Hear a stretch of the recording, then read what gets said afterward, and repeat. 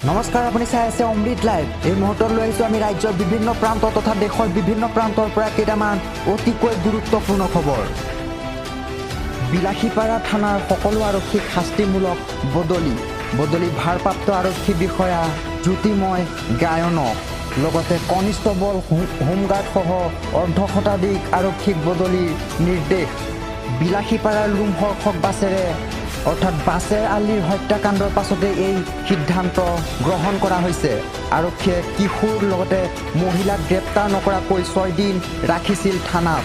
আৰক্ষীৰ এই কাণ্ডক লৈ ক্ষুব্ধ হৈ পৰিছিল গুৱাহাটী উচ্চ ন্যায়ালয়। হত্যাকাণ্ডৰ CID তদন্ত চলি থকাৰ মাজতেই বদলিৰ সিদ্ধান্ত গ্ৰহণ কৰিছে। দুদিনৰ পূৰ্বে আৰক্ষী অধীক্ষক অৰ্পণা নটৰাজক শাস্তিমূলকভাৱে বদলি কৰা হৈছিল। ইয়াৰ পিছতেই বিলাসীপাৰাৰ লোমহৰ্ষক বাছেৰ আলীৰ হত্যাকাণ্ডৰ পাছতেই এই সিদ্ধান্ত লোৱা হৈছে। আৰক্ষীয়ে কিশোৰ লগতে মহিলাক গ্ৰেপ্তাৰ নকৰাকৈ 6 দিন ৰাখিছিল জেলত। সেয়েহে এই ব্যৱস্থা লোৱা হৈছে আৰক্ষীসকলৰ ওপৰত। বিদ্যুৎ মাচুল বৃদ্ধিৰ বিৰুদ্ধে নগাঁৱত উত্তাল প্ৰতিবাদ আৰু এই প্ৰতিবাদত অংশগ্ৰহণ কৰিছে বিধায়ক ৰকিবুল হুছেইনে। অসম চৰকাৰক তীব্ৰ সমালোচনা প্ৰতিবাদকাৰীসকলৰ। লগতে শীঘ্ৰেই বিদ্যুৎ মাচুল হ্ৰাস কৰাৰ দাবী উত্থাপন কৰিছে প্ৰতিবাদকাৰীসকলে। নগাঁৱত দেখিবলৈ পোৱা গৈছে বিদ্যুৎ মাচুল বৃদ্ধিৰ বিৰুদ্ধে উত্তাল প্ৰতিবাদ। শীঘ্ৰেই বিদ্যুতৰ মাচুল হ্ৰাস কৰাৰ বাবে প্ৰতিবাদকাৰীসকলে। লগতে প্ৰতিবাদত অংশগ্ৰহণ কৰে বিধায়ক ৰকিবুল হুছেইনেও। আগন্তুক 5 দিন ৰাজ্যত প্ৰকৃতিয়ে ল'ব ভয়ংকৰ ৰূপ।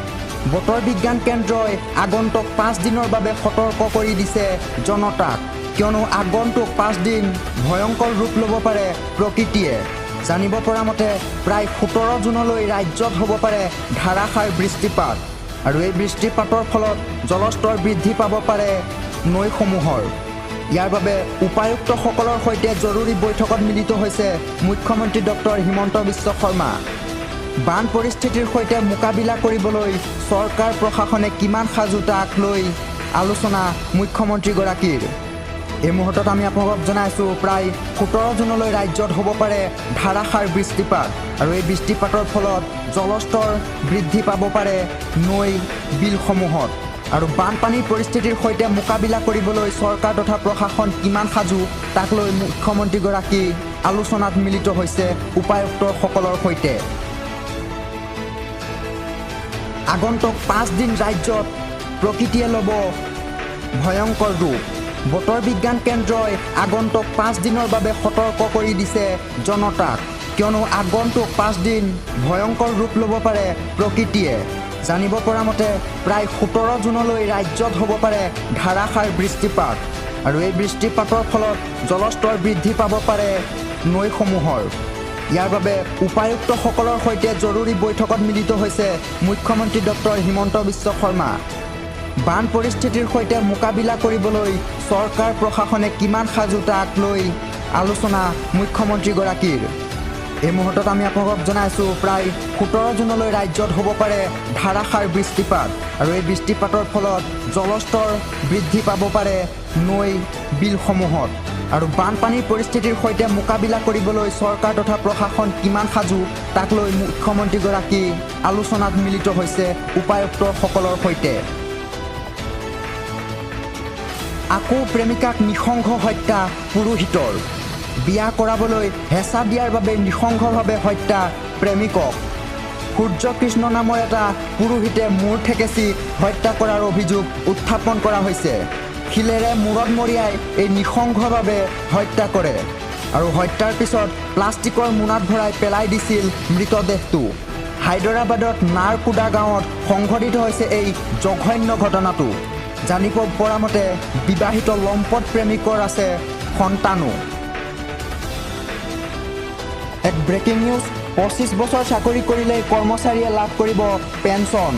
চৰকাৰী কৰ্মচাৰীক সুখবৰ দিলে ৰাজস্থানৰ কংগ্ৰেছ চৰকাৰে। আমি আপোনালোকক পুনৰবাৰ জনাই দিছোঁ, 25 বছৰ চাকৰি কৰিলেই কৰ্মচাৰীয়ে লাভ কৰিব পেঞ্চন।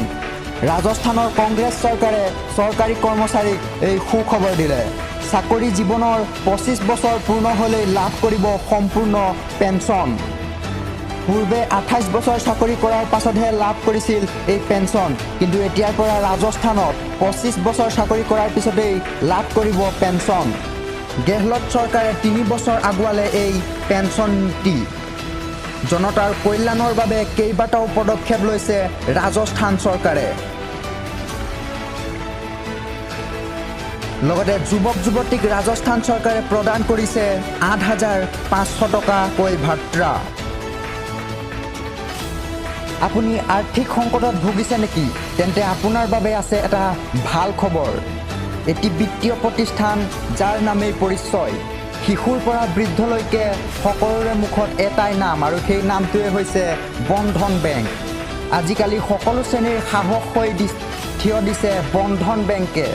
হাজাৰ হাজাৰ লোকক কৰ্মমুখী কৰি তুলিছে এই বেংকে। বন্ধন বেংকে দেখুৱাইছে স্বাৱলম্বীৰ পথ। বন্ধন বেংকৰ পৰা ঋণ লৈ বহুলোকে আৰম্ভ কৰিছে উদ্যোগ ব্যৱসায়। বহুতৰে আধৰুৱা হোৱা সপোন পূৰণ কৰিছে বন্ধন বেংকে। নিবনুৱা সমস্যা আঁতৰোৱাৰ বাবেও বিভিন্ন পদক্ষেপ লৈছে এই বন্ধন বেংকে। আৰু যদিহে কোনো লোকে আৰ্থিক সংকটত ভুগিছে, তেন্তে বন্ধন বেংকৰ পৰা ঋণ ল'বলৈ আহ্বান জনাইছে বন্ধন বেংকৰ কৰ্তৃপক্ষই। 13 জুনৰ পৰা বন্ধ থাকিব ডিমা হাছাও স্কুল কলেজ। এই মুহূৰ্তত আমি আপোনালোকক জনাই আছোঁ 5 দিনৰ বাবে বন্ধ থাকিব শিক্ষানুষ্ঠানসমূহ। প্ৰবল বৃষ্টিপাত আৰু সম্ভাৱনা ভূমিস্খলনৰ বাবে এই সিদ্ধান্ত চৰকাৰৰ। লগতে আগন্তুক 5 দিনৰ বাবে ৰাজ্যত হ'ব পাৰে ধাৰাসাৰ বৃষ্টিপাত। বতৰ বিজ্ঞান কেন্দ্ৰই জাৰি কৰিছে এই এলাৰ্ট। সেয়েহে 13 জুন তথা আজিৰে পৰা বন্ধ থাকিব ডিমা হাছাওৰ স্কুল কলেজসমূহ। জানিব পৰা মতে 5 দিনৰ বাবে বন্ধ থাকিব ডিমা হাছাও জিলাৰ এই স্কুল কলেজসমূহ। আপুনিও ৰেচন কাৰ্ডৰ সামগ্ৰী লাভ কৰে নেকি? এতিয়াই ৰেচন কাৰ্ডৰ দোকানীৰ বিৰুদ্ধে দিয়ক অভিযোগ।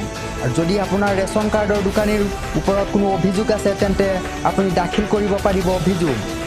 আপোনাৰ এটা ফোন কলৰ বাবেই জেললৈ যাবলগীয়া হ'ব পাৰে আপোনাৰ স্থানীয় ৰেচন কাৰ্ডৰ দোকানী। আপোনাৰ ৰেচন কাৰ্ডৰ দোকানীয়ে যদি কমকৈ খাদ্য সামগ্ৰী দিয়ে নাইবা খাদ্য সামগ্ৰীৰ বিনিময়ত কোনো টকা লয়, তেন্তে আপুনি সেই দোকানীজনৰ বিৰুদ্ধে ল'ব পাৰিব ব্যৱস্থা। খাদ্য সামগ্ৰী কমকৈ দিয়া ব্যৱসায়ীৰ বিৰুদ্ধেও ল'ব পাৰিব ব্যৱস্থা তথা দিব পাৰিব অভিযোগ। সুলভ মূল্যৰ দোকানীয়ে কমকৈ সামগ্ৰী দিলে কৰিব পাৰিব অভিযোগ। অভিযোগ দিয়াৰ লগে লগে অসাধু দোকানীগৰাকীৰ বিৰুদ্ধে প্ৰশাসনে ল'ব ব্যৱস্থা। 1800-345-3611 এই নম্বৰ যোগে আপুনি দিয়ক অভিযোগ। লগতে BSNLৰ গ্ৰাহকসকলে 1967 নম্বৰত অভিযোগ দিব পাৰিব। ইতিমধ্যে অসাধু সুলভ মূল্যৰ দোকানীৰ বিৰুদ্ধে অভিযোগ দিবলৈ চৰকাৰে আহ্বান জনাইছে।